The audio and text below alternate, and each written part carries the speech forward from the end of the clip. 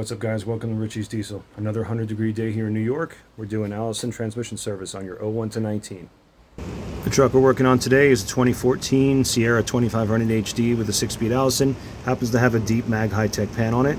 So this is going to require a 5/16 hex head socket to go right up in there. And oftentimes you'll find that these plugs in here get seized up from over tightening, and from time the stainless steel plug and the aluminum case tend to oxidize together, and they get pretty tough to get out. So what I've done, figured out that if you take a 1/2-inch socket, put the wide head on there, give it a small smack with a hammer, a light smack, you don't want to crack the case here, and that'll help it break loose. Alright, so this has been draining for a few minutes. Once you're satisfied with how much has come out, you want to put that plug back in again, and then we'll get to the next step. Sorry, my mistake. You're not going to want to put that plug back in again, but I will get to the next step where you're going to take another plug out. You're going to need a 9/16 socket for the next step. For the next step, you're going to want to locate this 9/16 plug right there. This is your pressure test port for the main pressure coming out of the oil pump at the front of the transmission. We're not going to use it for testing. We're going to use it to blow out the rest of the transmission fluid, but I'll show you exactly how much you're going to get out by doing so. So we've gone and cleaned the bucket out. It's empty now. So after blowing it out, I'll show you exactly how much more you will get out by blowing through that test port. So when you open it up, be ready, because there's going to be a little bit of fluid that's going to come out. It won't be much. You can let that settle, and then you're going to take your shop air on a blowgun with a rubber nozzle tip on it. So a blowgun that looks something similar to this, so that you can put it up in that port and it'll seal off properly. So line pressure out of this transmission is a lot more than the 120, 130 psi of shop air that we're going to be applying to this. However, this port goes forward and backward from the pump through the cooler circuit and out the valve body. In doing so, you're going to clear out both the coolers, the one in the radiator, the one in the front of the truck, and then the lines going to and from. So as you'll see, you'll get quite a bit more out of it.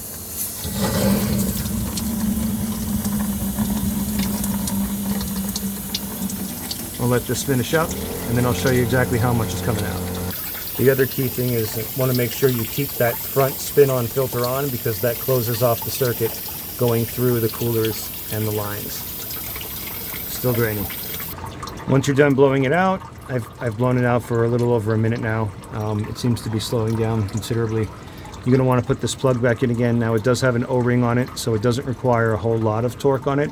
I would give it about 13 to 15 foot-pounds. So as you can see, the air is no longer being applied to the transmission port, yet it is still draining. Now let's take a look at how much we got out of it. So remember, this is in addition to what was drained out of it, but as you can see, there's at least a gallon here, maybe a gallon and a half. Probably 5 or 6 quarts additional to what you were able to just drain out of the transmission alone. But by applying pressure through that test port, this is the additional that you get to clear out of the transmission. So it adds for a more efficient service. So stock Allison transmission pans have 13 millimeter hexes on top. This has 6 millimeter Allen socket heads. So off camera, I'm going to have my assistant remove the pan while I show some differences between the filters and the different year applications. So through the years, there's been many different filters that are utilized on these units. The deep pans are more for the 2000, 3000 series Allisons. However, these shallow filters, this is the 11 through 19 part number. It is a black filter. This is the 01 to 10 deep one. This is the 01 to 10 standard one for standard pans when they're not deep. And this is the 11 through 19 standard depth one. So the shallow filters for the standard setups are black. The deep ones are white filters, which is what's going to be put in this one. So in our application, because it's a deep pan, we're going to use a filter like this. Notice that it is significantly taller than the regular shallow standard ones that are utilized in the shallow applications. This is the pan that's standard on all the pickups, 01 through 19, LCT 6-speed and 5-speed units. They have the 15 millimeter drains, and then over here they would have 13 millimeter hex bolts holding them up. Now the gasket that comes with it is reusable. These are the gaskets that are on the transmission from the factory that's on your vehicle presently or when it's untouched. These gaskets are reusable. It is a rubber impregnated steel. Now inside of the pan, you're going to find a magnet So it's best to use some brake clean or whatever, wipe that off, clean it off, and flush out the pan. This is a used pan from another application, obviously not the one that we're doing on camera. So when it comes to the spin-ons, I generally use one of two choices. This is your standard Allison one from GM, same one that you would get at the dealership. It is a standard depth, black filter. They used to be red, but then they changed them to black. This is the tall PPE one. Obviously it is twice the height. They have identical thread and, there we go, if we can get a good view of this, and flow ports through them. The important part about using the GM filters or the PPE filter is this magnet is inside of there. This magnet sits in there. It is normal for this magnet to be there. All Allison should be equipped with this from the factory. However, aftermarket filters do not have those little drain ports or flow ports located where these do. When they're located higher to the top, this magnet can impede the flow and actually result in damage to your transmission. Once we pull the pan down, you'll see that little gasket that's there, that little seal that's on the nipple of this filter. Most of the time it stays up in the valve body, and you're going to be required to take it down, or it's highly recommended to take it down, because the new filter should come with a new seal, and you want to replace that because of fatigue. The edges of it will tend to not seal as well with the new filter on it. So once again, this is an aftermarket pan, so there is an O-ring seal around the outside edge of it, and with the amount of mileage it's on this vehicle, I think it has a little over 350, almost 400,000 miles. This pan's been down quite a few times, so this gasket is kind of flat, so that's why there's some RTV on here, I'm guessing. You'll see these little raised ribs. That's what holds the filter up inside of the valve body. Now, there are aftermarket filter locks available to do the same thing, just for a little bit of insurance. Back in the day, there were some pans that didn't have these, and filters used to fall off, but that's not an issue any longer. So as you can see, we have the white filter because it is a deep application, and we're just going to pull this down, and you'll see the gasket will be right behind it.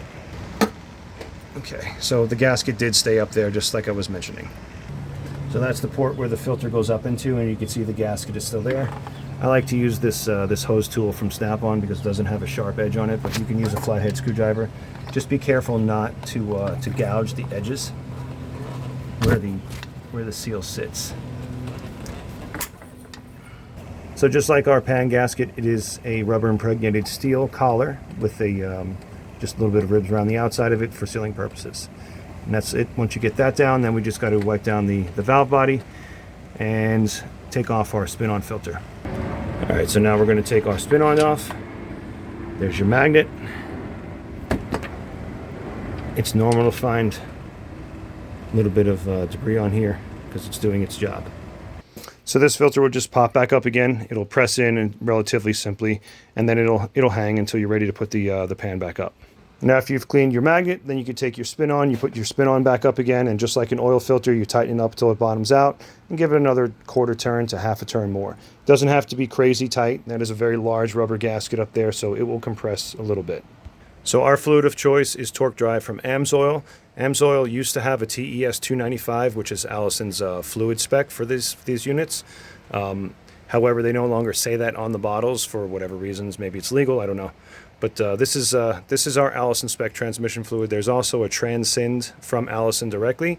The only thing is that the Allisons used in the GM trucks were the only ones that were not factory filled with synthetics. We like to use synthetics for all of our services. So in the engine bay, you're going to locate this black dipstick tube. On the earlier trucks, it is located on the other side, but this is an LML 2011 up. It's located right here. You're going to pull the dipstick gauge out itself, and you're going to put your transmission funnel in. So a funnel like that will facilitate your filling of this unit. A deep pan like this unit's easily going to hold 14 to 16 quarts, close to 20 if we blew out and got all the older fluid out that we were supposed to. The standard pans will usually get about 10 to 12. That's with being blown out. But the container that I just showed you on the shelf there, that's a 2.5 gallon, which is 10 quarts. So if you're going to use a deep pan and you're going to use those AMSOIL containers, it's safe to get 2 of them. AMSOIL also sells these in gallons. This is the 1 gallon, which is obviously 4 quarts. And that makes storage a little bit easier if you don't use all of the 2.5 gallon containers. So if you have a shallow pan, I would start off with 10 quarts, then start the vehicle, put it into drive, put it into reverse. Don't drive it just yet. Give it a few minutes for what's inside of this tube to settle, because when you pull the gauge back out again, it could give you an improper reading because it'll scrape down the tube and look like there's more fluid in it than it really is. If you've got the deep pan, then you could start yourself off with about 14 quarts, then start it, drive to reverse, check and make sure that your levels are proper. Once you're in the region where it's safe to drive, then take it for a test drive as it goes through gears and purges the air out of the different channels in the valve body. It can possibly go down a little bit, so check it again once you've gone through a couple different shift cycles. So you notice on the dipstick tube that there are two regions. There's the cold one and there's the hot one. Obviously, when you first start the vehicle up, if the vehicle is room temperature, which right now today is in the high 90s, then you're going to be at the top end of this cold range here. Once the vehicle's been driven and it's at normal operating temperature, then it should be up into the hotter range here. You want it to be somewhere in the center. You don't want it to be at the high ends. The high end would be when the vehicle gets really warm, but you don't want to overfill it because it'll cause foaming of the fluids, and that's not going to be a good situation either. That's it. Hope this was educational for you guys. Thanks for watching.